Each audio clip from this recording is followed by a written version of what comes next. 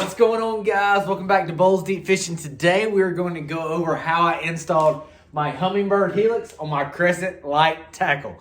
Check it out.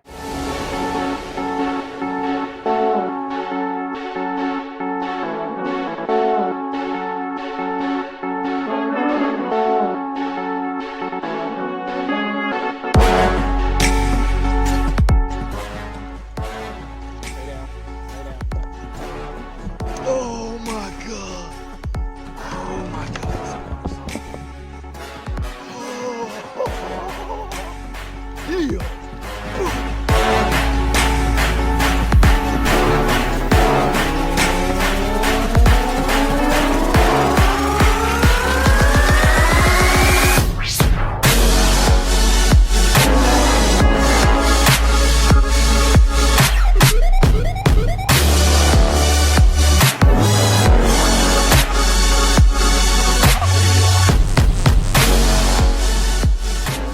Welcome back to the channel. Hope everyone's having a wonderful day. I have been posting pictures on my social media regarding my Humminbird Helix installed on my Crescent Lite tackle, and I have been bombarded with questions with how'd you do this, how'd you do that, why'd you do this, why'd you do that. And so today I kind of want to do a little bit of walkthrough video of how I installed my Humminbird Helix 5 on my Crescent Lite tackle. I am switching to Humminbird this year, so I'm really thrilled about it. I've heard their down imaging is second to none, so I'm really looking forward to it. On my last unit, I had a Lowrance Hook 5 triple shot, and I enjoyed the side scan, but I didn't really fully understand it. So starting out with the first of the year, I will be using only down imaging and sonar and GPS versus side scan. So maybe halfway through the year, I'll switch it out. But as of right now, this is how I'm going to run it this year, guys. And I tend to rig my fish finder a little bit different than most people. This is just the way I like to do it. This isn't the way you have to do it, but this is just the way I like to do it. So basically what I'm gonna do is I'm going to take the camera off the tripod and basically do a little walkthrough of how I've installed it, really show you how I did it, because it's a little bit of unique, different setup than most people, guys. So stay tuned, it's gonna be good. All right, guys, so starting out, just do a little panorama shot right here, how it's all set up. So again, guys, this is a Humminbird Helix 5. I'm switching from a Lowrance Hook 5 triple shot. I've been using Lowrance for God knows how long, many years, and I really want to switch over to Humminbird. It is a 5-inch Helix, so I still enjoy the 5-inch screen. I know everyone, I really wanted a 7-inch screen, but you know, it just didn't line up the way I wanted to, so I'm going back to a 5-inch screen. I've never really had an issue with a 5-inch screen. I still feel like I can see a lot of the stuff I need to see on it. Even if I do want it, right now I have it set up as GPS, down imaging, and sonar, but if I only want to focus on down imaging when I get to my spot, I can easily, with a click of a button, switch it to down imaging versus seeing a smaller screen here. So to me, that's not really that big of a deal, but you know, I know everyone has their own opinion on it. But like I said, to start out with, guys, I do it a little bit different than most people. The reason why I rig up my fish finder the way I do is because I not only fish flat water, but I also fish a lot of moving water. And usually when I'm in moving water, I do not take a fish finder with me just because of the areas I'm going onto. And I know when that puppy right there gets damaged, it's a pretty big chunk of change to come out of your pocket. So I try to keep it, you know, off the boat, but still mounted on the boat, but in a different way, and I'll get into that in a minute. But so usually when I'm on flat water or in a tournament on flat water, I will have my Humminbird on my boat. But whenever I'm in creeks and rivers, I will not carry a fish finder. That's just how I am. That's just how I've always been, guys. But right here, let's just start from how it's mounted. So I mounted my fish finder on the track system to the right side of my seat. So whenever I'm sitting in the seat, it's on my right side. And as you see, it's a little bit angled off to the side just a little bit to where I'm still keeping my working space open and free, because I don't like a lot of stuff in my working space. I cannot stand it. So that's why I kind of keep it on the track system and over to the right. And another reason, a lot of people are going with a fish finder mount either in the center where that track is right here, or if you have a kayak that has a dry pod, they're usually putting their fish finder in that. To me, there's a lot of pros and cons to that. Again, it results back to open space. I do not like stuff in between my legs or around me, so that's why I mainly keep it on the track system right there. I don't really have to go to any extent to add, drill holes in a pod if I had a pod or anything like that. It's just plain Jane, simple, and that's the way I like to roll. That's another reason why I'm getting back to the basic for 2021 season.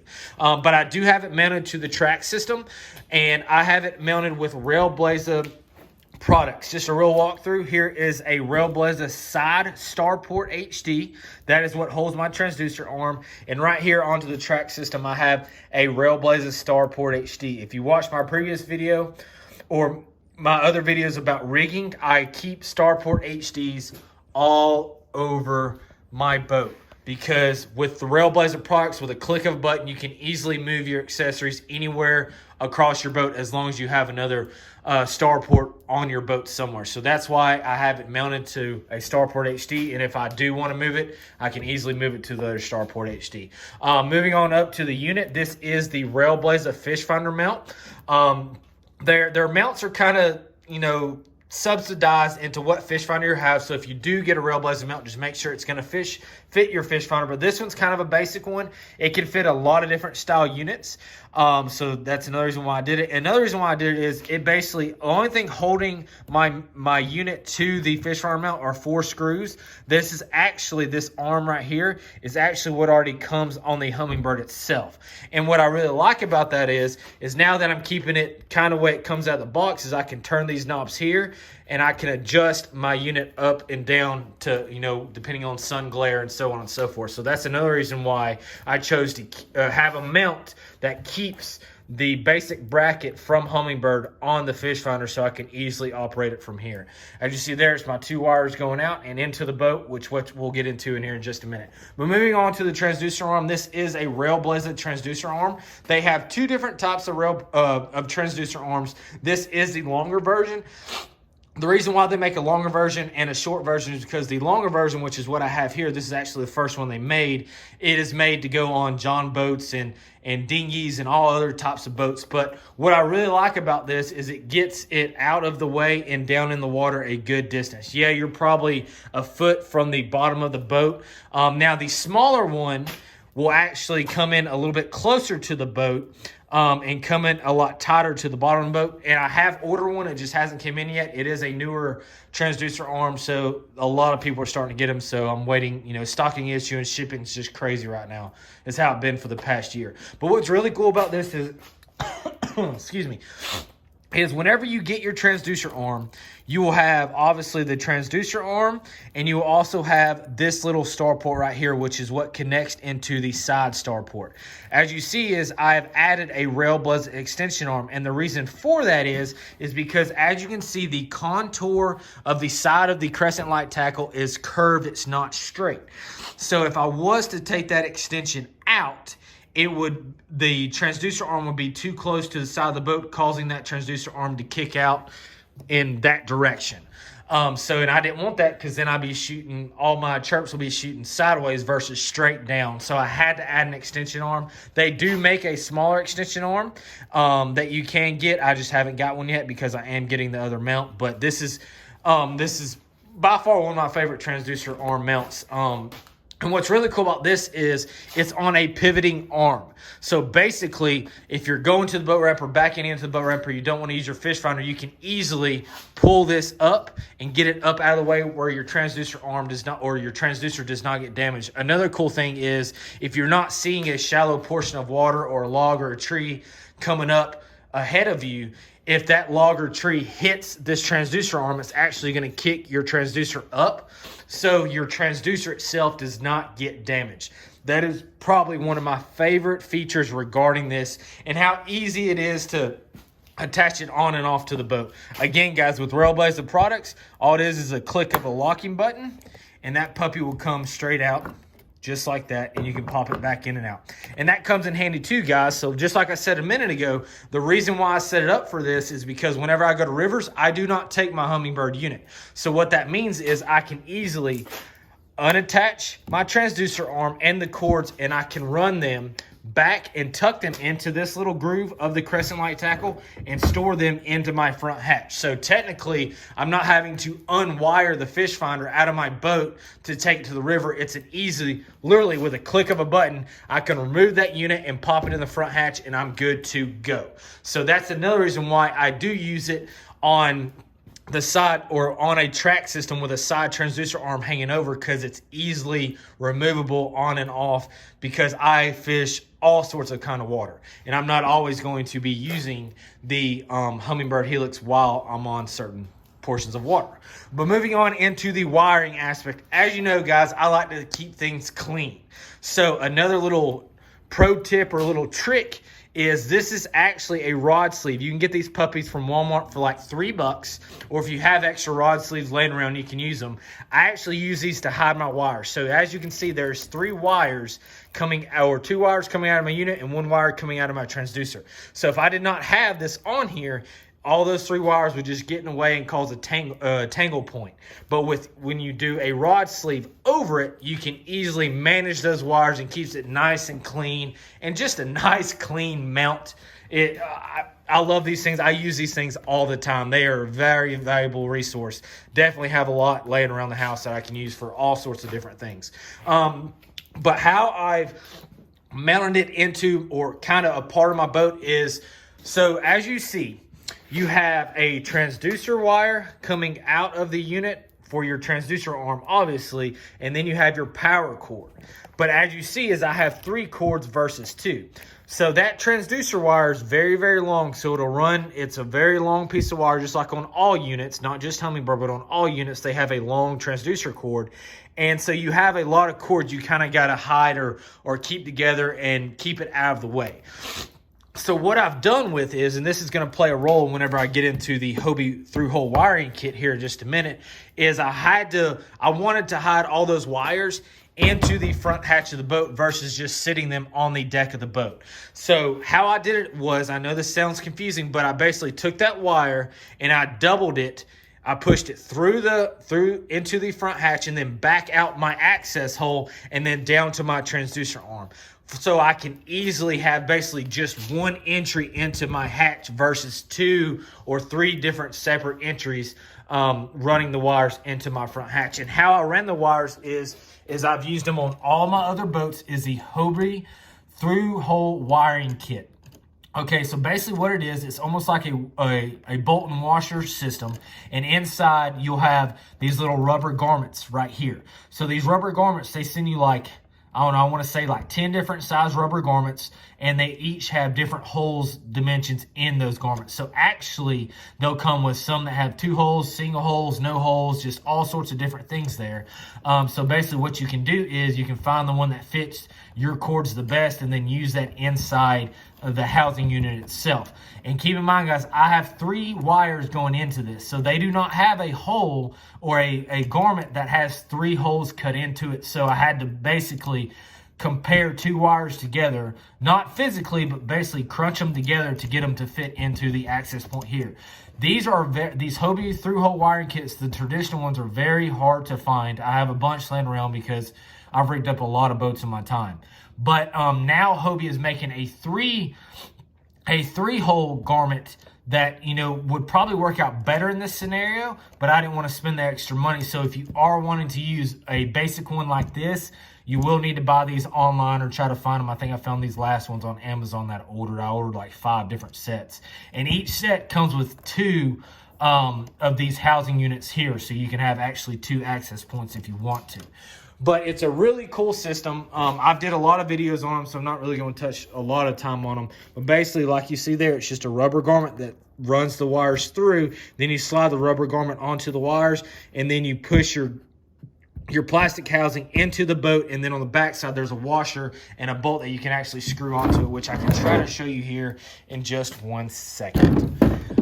All right, guys, I'm not sure if you're going to be able to see this, but... All right, guys, so there is the entrance from the outside the kayak into the front hatch. As you see, it's a little grooved bolt that kind of goes through that houses those wires, and then you have a little bolt or nut that screws onto the end of it with a rubber washer to keep it a watertight seal. And basically what I do is I run those cords out of the boat and into my battery pack, which I've already did a video on this, but I'll go ahead and touch base on it right here. Let me go ahead and put my phone back on my little tripod here, just like that. So guys, this is my battery box. This is just a larger waterproof Plano box. And what I've done is I've went ahead and drilled a hole into the Plano box itself and attached another through hole wiring kit by Hobie to basically run my wires back through there. This way you can see how I've married 3 wires together into a 2-hole rubber garment.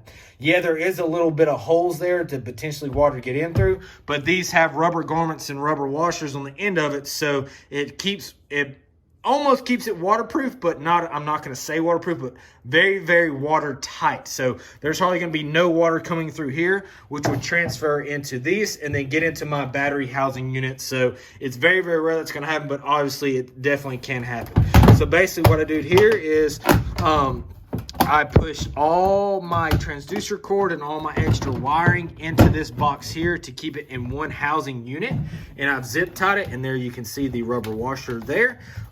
Just a little, give you another visual here. And so basically I have all my extra wiring into this box as well, and then I have my Naqua, I think it's a 10 amp hour or 12 amp hour lithium battery here with the male and female end to attach to the battery. So basically this whole housing unit stays in my boat 24/7, and if I ever need, and whenever I do need to change or charge my battery, I can easily remove the male and female end and remove the battery completely out and charge it. So basically all this stays inside my boat all the time, and the only reason whenever I get into it is whenever I need to change my battery. And not only that, guys, I got a bigger Plano box because I knew I was going to have a lot of transducer cord, but you can actually put in a few more things you want to keep waterproof inside this box as well. And so basically what I do is I just slide that box right up under there, get it out of the way, and then I still have plenty of access to the hull of the boat and to the front hatch to be able to store more and more things, guys.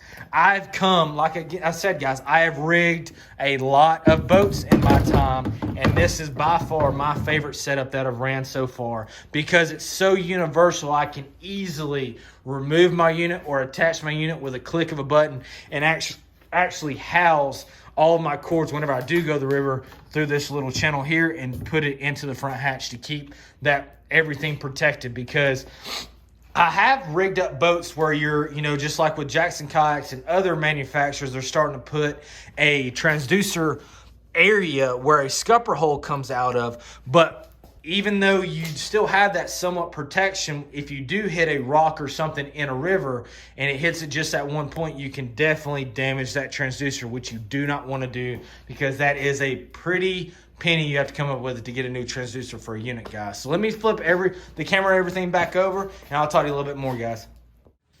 All right, guys, so this will probably be one of my quickest videos I publish or I create.